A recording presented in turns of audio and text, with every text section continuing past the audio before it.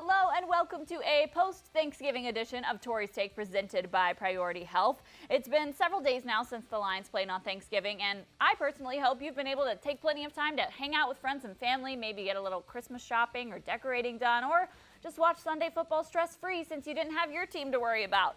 It was obviously a very disappointing Thanksgiving Day game for Lions fans as the team fell to the Chicago Bears in the final minutes and were officially eliminated from playoff contention. While there's plenty of struggles to talk about from that game, one highlight was the play of undrafted rookie free agent quarterback David Blau. The Magic Man put together an impressive NFL debut, hitting Kenny Golladay for a 75-yard touchdown on his first drive ever. He finished the day with 2 touchdowns and 280 yards.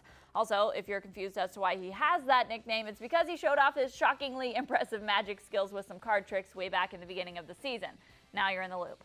You really couldn't have asked for more from the third-string quarterback. It looks like we'll be seeing more of him, though, as second-string quarterback Jeff Driscoll was placed on IR Saturday, dealing with a hamstring injury last week, and Matthew Stafford has continued to miss games with his back injury.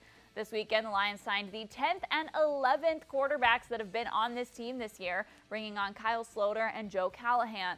As long as Stafford is out, the Lions will likely have David Blau under center. We'll see if he's able to replicate the performance he had against Chicago. He credited Darrell Bevell with opening up the offense and taking some deep shots, counting on the fact that the Bears would be expecting a new quarterback to come in and throw some checkdowns. The Vikings have now seen his arm and know a little bit more about what to expect this week should Stafford's injury persist. So, what now? There's still 1 month left of football for this team, 4 games to go. The Lions have no postseason to play for. They've only been able to beat the Chargers, the Eagles, and the Giants this year. At this point, it's about developing young talent and showing that you're a team that doesn't quit. They still have to face 2 more division opponents, the Vikings and Packers, but they do have games against the struggling Bucs and Broncos in between. What I want to see in these next few games is players who don't check out and who keep trying to find a way to win. Situations like these are where mental toughness is built. These games are going to be absolutely crucial in developing young talent, too. There is no better teacher than game experience, and there are a lot of players who are going to get that experience in these final 4 games. These reps will get them ready for next year. Players like Jelani Tavai, Will Harris, Bo Scarborough, these guys could play bigger roles down the road, and they are shaping their talent now. I'd also like to see coaches try to get some new things in and get creative in finding ways to win. There's still a lot to watch for in these last few weeks. You just have to know where to watch. So mental drive, young talent, and creativity would be my 3 big things. There's more to watch for in Tori's Take 2. Coming up, we'll have the extra point and answer your questions after the break. Stay with us. This is Mike. He runs one smart tomato farm. These are the fishy feeds that feed the tomatoes. Aquaponics farming? Smart, like choosing Priority Health Insurance. It's how smart people access a network that includes 97% of primary care doctors in Michigan. End zone. Caught! Oh, baby, what a catch! Oh, the football real fast. The Lions have got it. Gonna get hit. Gonna get sacked.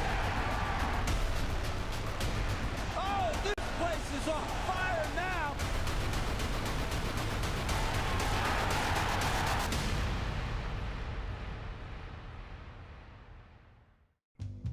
Josie is smarter than every person in every park in Michigan. Checkmate. Smarter than every person in the world. That's smart. Like choosing Priority Health Insurance. Checkmate. It's how smart people access a network that includes 97% of primary care doctors in Michigan.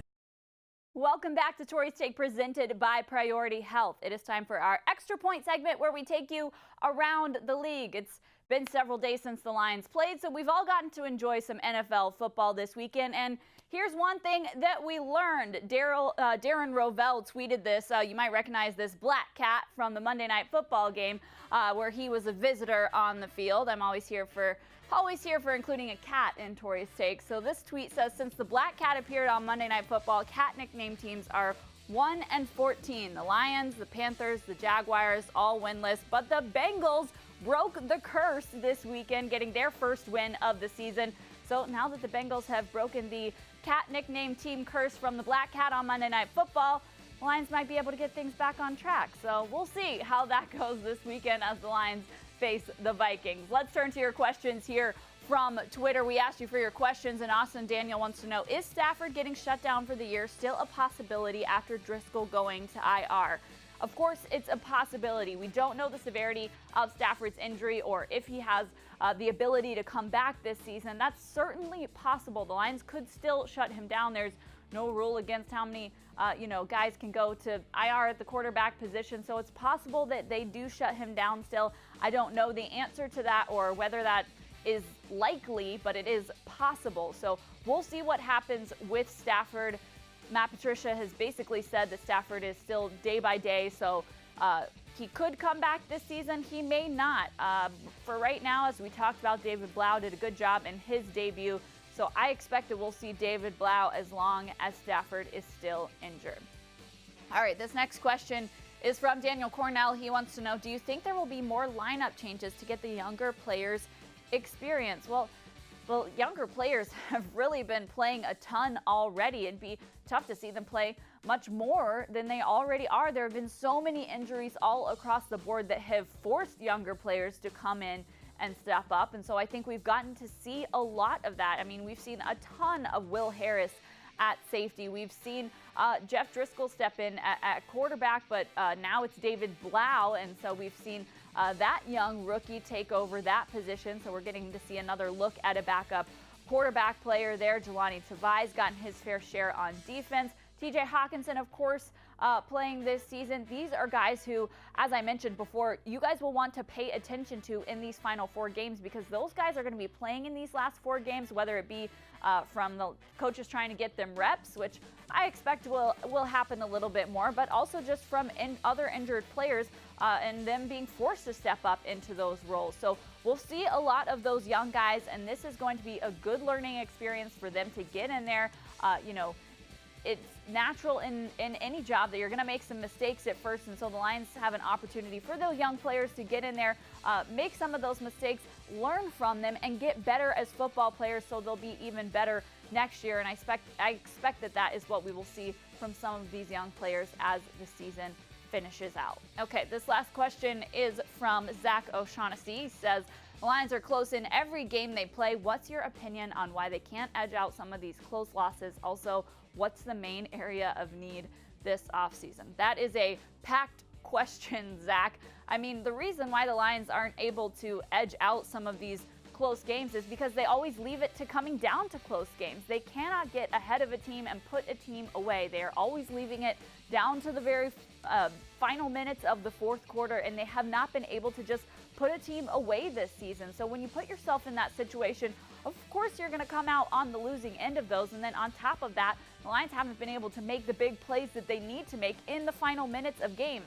I remember a few years ago when you would put the Lions down in the fourth quarter and they couldn't lose. It was like we were just seeing comebacks from the Lions week after week after week, and that has not been the case with this Lions team. They have struggled in the fourth quarter to make the plays that they need to, whereas a few years ago we were seeing a Lions team that was making every single play that they needed to, but it always came down to the fourth quarter. Here, the Lions are kind of paying for leaving it to the fourth quarter and not being able to make those big plays. Of course, it's tough when you have someone leading the team at quarterback who isn't Matthew Stafford, who is known for those fourth quarter comebacks, but it shouldn't have to be all on the quarterback's shoulders.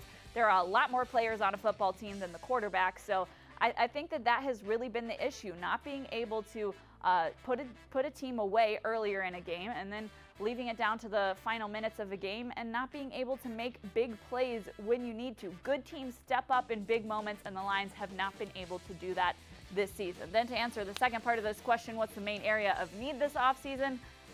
Zach, there are so many areas of need for the Lions right now. I mean, Lions need to get healthy. I would say that is their biggest need. They need to be able to get healthy, and so that's going to be a focus this offseason. They have needed better pressure on the quarterback. You thought that was going to be something that was a strong point for this team this season because they brought in so many guys in that area last year. I mean, you bring in Trey Flowers, you bring in Mike Daniels, you bring back Snacks Harrison to stop the run. So you have all these guys on the defensive line, but they have struggled with injuries there, and the defensive line just has not been able to generate the pressure that we need to see from them. Also, you got to take a look at the coverage. Lions have obviously moved on from Quandre Diggs, so they've got to figure out who are going to be their guys who are going to step into that safety role full time. And then what's going on at cornerback? Who is going to be, your shutdown corner opposite Darius Slay? I think that is another big one as well. I've liked what the Lions have done on offense this season. Credit to Darrell Bevel for really putting together a good offense with a lot of changing pieces, especially at the quarterback position. Certainly need to improve a little bit in the run game. They've had some inconsistency there and haven't had the same running back to work with all season either.